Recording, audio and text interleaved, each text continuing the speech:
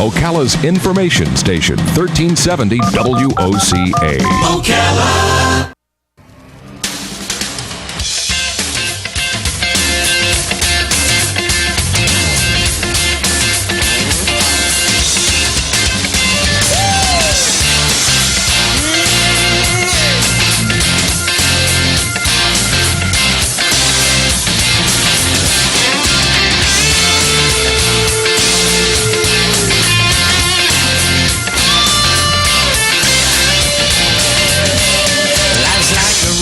Travel along, there's one day here and the next day gone. Sometimes you bend, sometimes you stand, sometimes you turn your back to the wind. There's a world outside every darkened door where blues won't haunt you anymore, where the brave are free and lovers soar. Come ride with me to the distant shore. We won't hesitate to break down a garden gate. There's not much time left today. Life is a highway.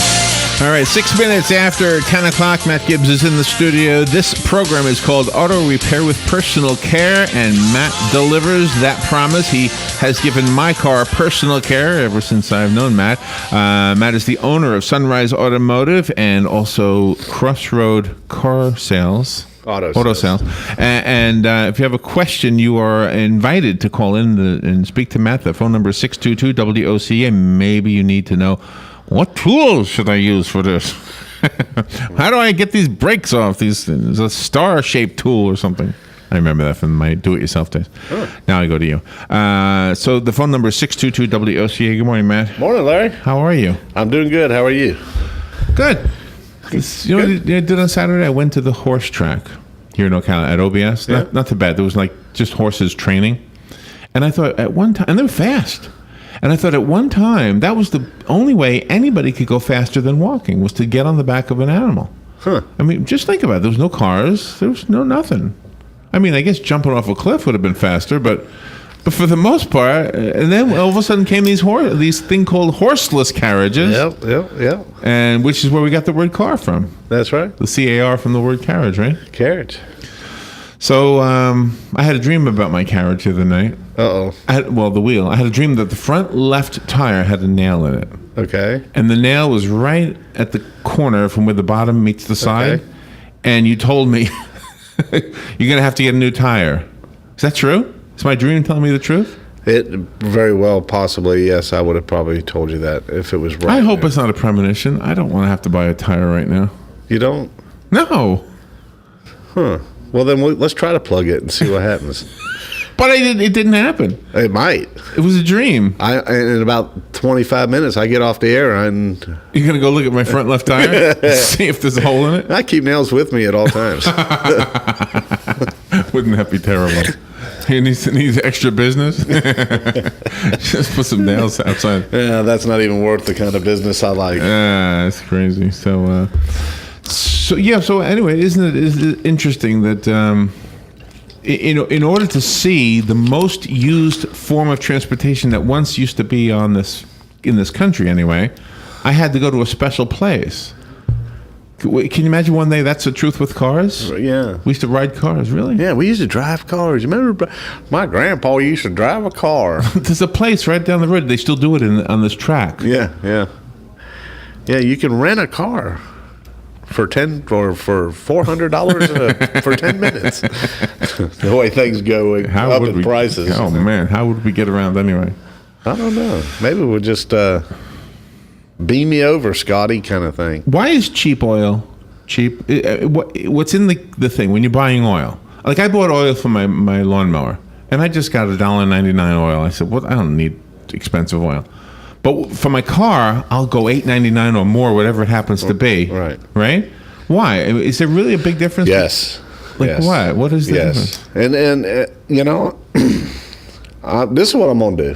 We're in the next couple weeks. I'm gonna have Jim come. Jim is my Schaefer's rep. Okay. And we're gonna come. We're gonna invite him in and be a guest here. And Jim can really break down the different types of oil, why one oil is better than another oil. It all boils down to this. It's kind of like you get what you pay for kind of thing. You know how certain. Well, I assume that, but at the same time, I wondered simply because I did not want to spend the higher dollar amount for my lawnmower. Well, I wouldn't. I wouldn't spend a higher dollar amount for my lawnmower either. I mean, I just have a little push mower. Yeah. Well, I have a riding mower, and I still wouldn't. Really, even a riding lawnmower. Yeah, I wouldn't. Really, why? Yeah, I don't know. But I'm if just you funny already about it. know that one oil is better, is it less friction? Is it less heat? Well, that's all part of it, and I think the quality of the base oil. There's a product that you start with. Here it is, and what's in that product that you're starting with. You know, there's different qualities of what I think they call it, like the AP or APP oil. That is the base oil that everything is built upon. You know, the different additives, the different things that they put in oil, but it's the very, very basic. It's the fundamental of this oil is this grade. Kind of like diesel fuel, you know, or kerosene. There's different grades of kerosene. It's all kerosene. It's all diesel fuel. Right. But then there's different quality. There's different grades of that fuel.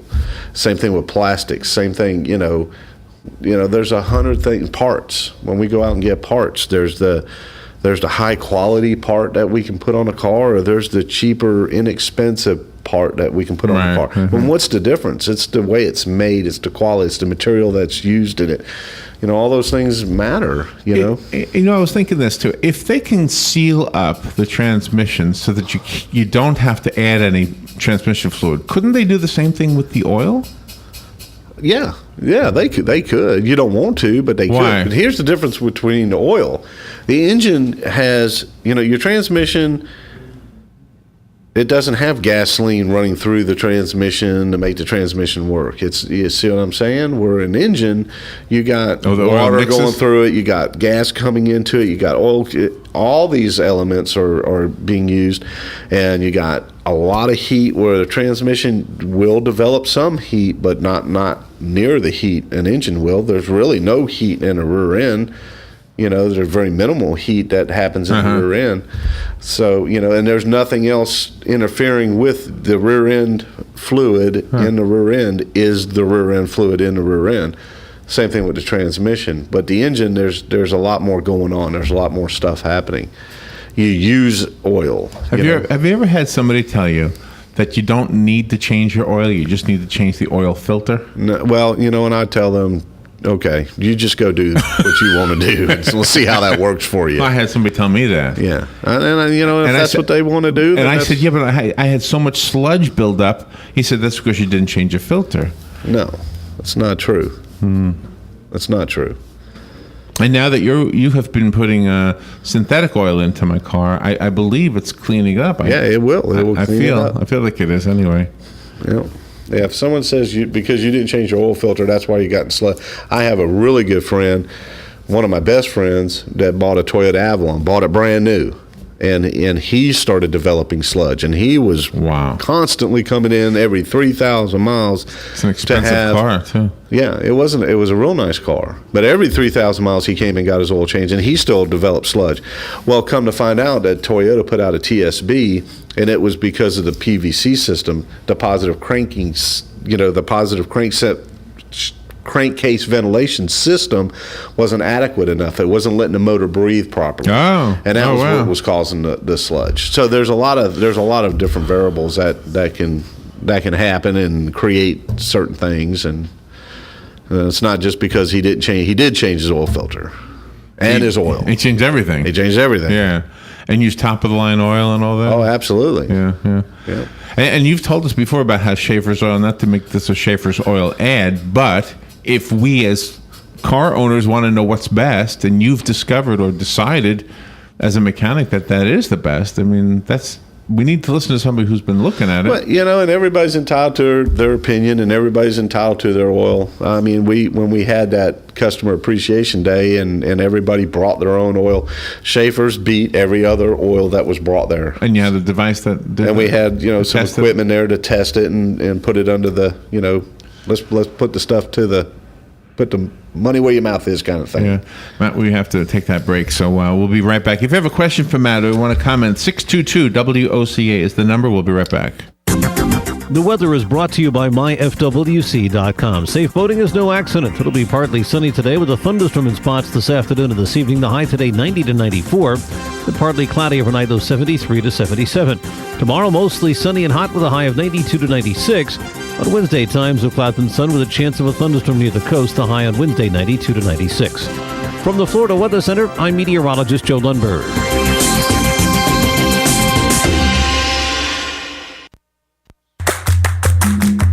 Hello, gorgeous. Hi, this is Becky at Hello Gorgeous Salon.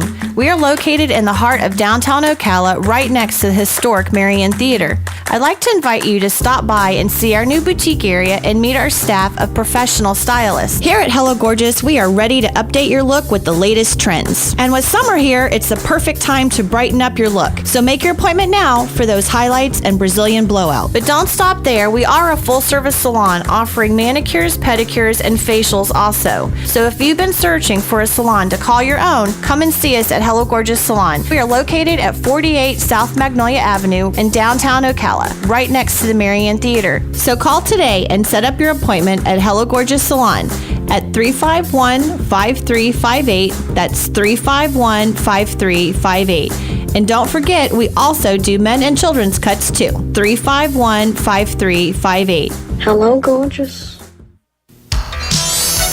Gene Powell Pasture Mowing. Our tractor services include bush hog, disking, front end loader, box blade, and stump grinding. We also have zero-turn mowers for the smaller paddocks, aisleways, fence rows, and lawn care. Fence row spraying is also available for weed control. We are licensed and insured. Gene Powell Pasture Mowing, 352-629-2440, or online at powellgene, Gene, at yahoo.com. Gene Powell Pasture Mowing. Habitat for Humanity of Marion County is a ministry dedicated to improving lives by providing affordable and decent housing. Help them help others by visiting the Habitat for Humanity Ocala Restore at 926 Northwest 27th Avenue. To schedule a donation, give us a call at 401-0075 and we'll come pick it up. For more information, visit ocalarestore.org. Habitat for Humanity of Marion County. Building homes, building hope, building community. You've got a garden and we've got a show for you called You've Got a Garden with your host, Master Gardener Carol Ann Baldwin.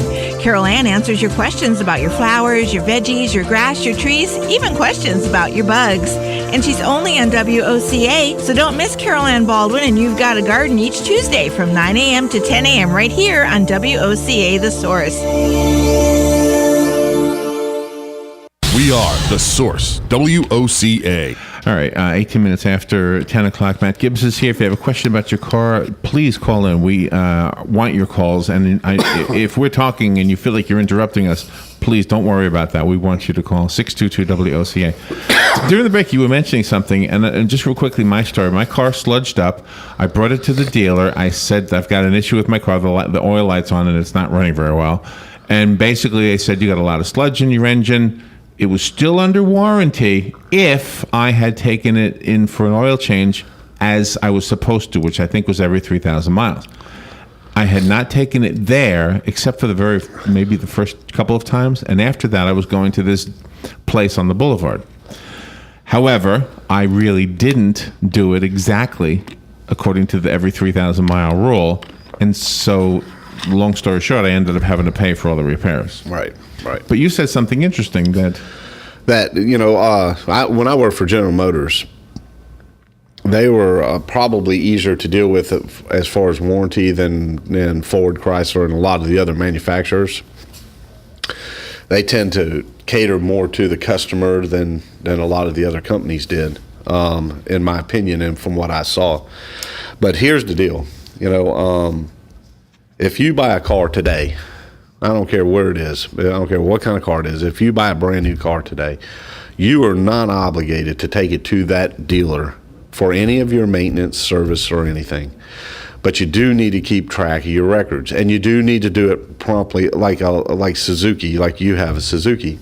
Now, Suzuki could come out and say, listen, if you don't do it every 3,000 miles the way you're supposed to do it, then we shouldn't be responsible if the engine fails or if this breaks or whatever, because you haven't done your part in this thing. So the best thing to do is do it. And you really should. You should, for your car's sake. But you don't have to go back to the dealer. You can take it anywhere. And if something does happen, is the first thing that they're going to say is, "Where are the receipts? Show me the proof." Right. And they cannot void they cannot mess with your warranty. They can't do anything as long as you can show them that you have had it done. They cannot tell you have to come here to get it done.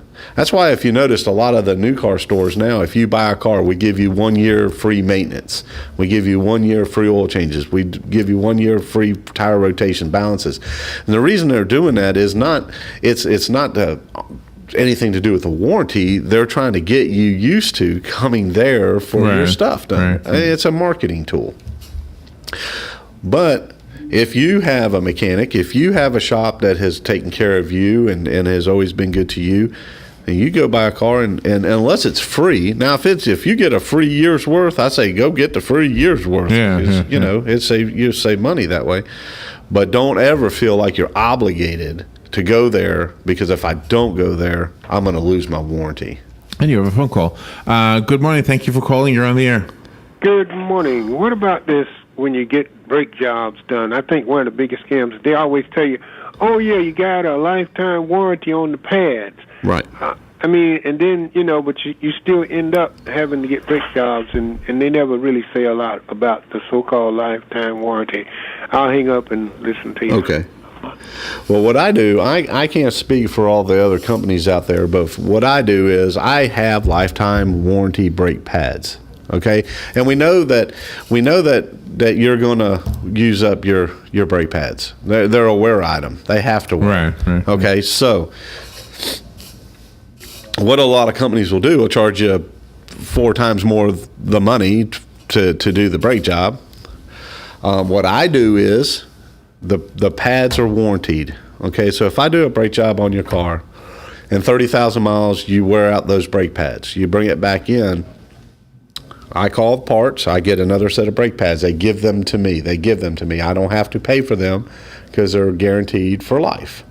So if I don't have to pay for them, my customer doesn't have to pay for them. But they do have to pay the labor to put them on. Right. Makes sense. Okay, but I don't charge them for the brake pads. I didn't get charged for the brake pads. I don't charge my customer for the brake pads. Now, GM and the manufacturers, they don't do that because they know that it's a wear item. It's something that is going to wear out. I've tried to do the 89-95 brake job, and that includes turning the rotors or drums and packing the bearings and all that kind of stuff. I just got away from that because what happens is a lot of times you go in, you take your car in, you need brakes, and they want to sell you calipers and brake hoses and the list goes on and on and on and on. And and a $130 brake job is now $600. Oh, wow. I just don't do that. I don't. It's not right. It's not fair. If a brake caliper is bad, then the brake caliper is bad, and you replace it. If it's not bad, then it's not bad, and you don't replace it.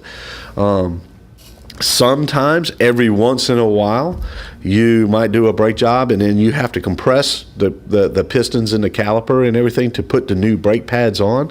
And every once in a while, you get one that hangs up and it's not working properly. Now you have an issue. And I'd rather deal with that 1 out of 100 and just explain it to the customer the best way I can than to sell the other 99 something that they don't need. Yeah, right. And so every once in a while I kind of get mud in my face, but that's what happens. And you got the phones ringing again. Let's take another call. Good morning. You're on the air with Matt. Good morning, Matt. Morning. Yeah, I just wanted to say how far, and also how far the breaking point before the pistons will actually break, or if they penetrate something else when they're rubbing against each other. Okay. Well, I think I got what you're saying there. We're going to take front disc brakes, for instance. If the brake, there's a metal plate, and then there's the brake material that's actually bonded to the metal plate.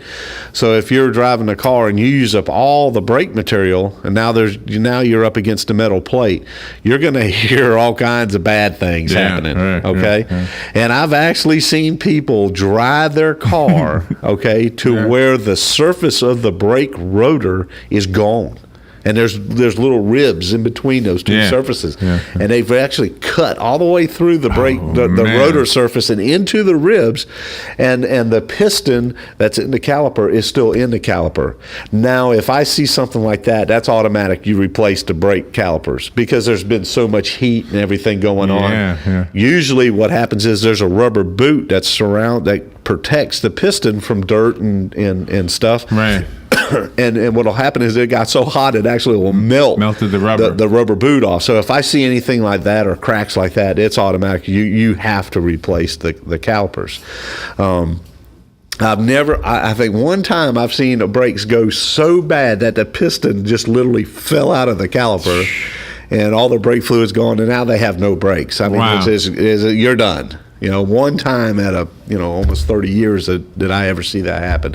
But usually there's so much noise going on, there's so much stuff happening that you pretty much will just stop and get out of the car and just, call a tow truck if you have to. So it's a safe thing. There's a safety issue here, but the car won't let you pretty much kill yourself. Can I ask you a question? When I was a kid and I first started to learn how to drive, and this goes pretty far back, not every car had power brakes. Right. Some did, some didn't. And you sort of had to know the difference so that you could apply the brake differently. Now, I don't think I've driven a car without power brakes a couple of decades, probably. When the power brakes go now, and this happened with my son's car, with Alex's car, it was like you had to be a gorilla to stop, even though... So when power brakes go, that's not the same as the old... Manual brakes? Yeah.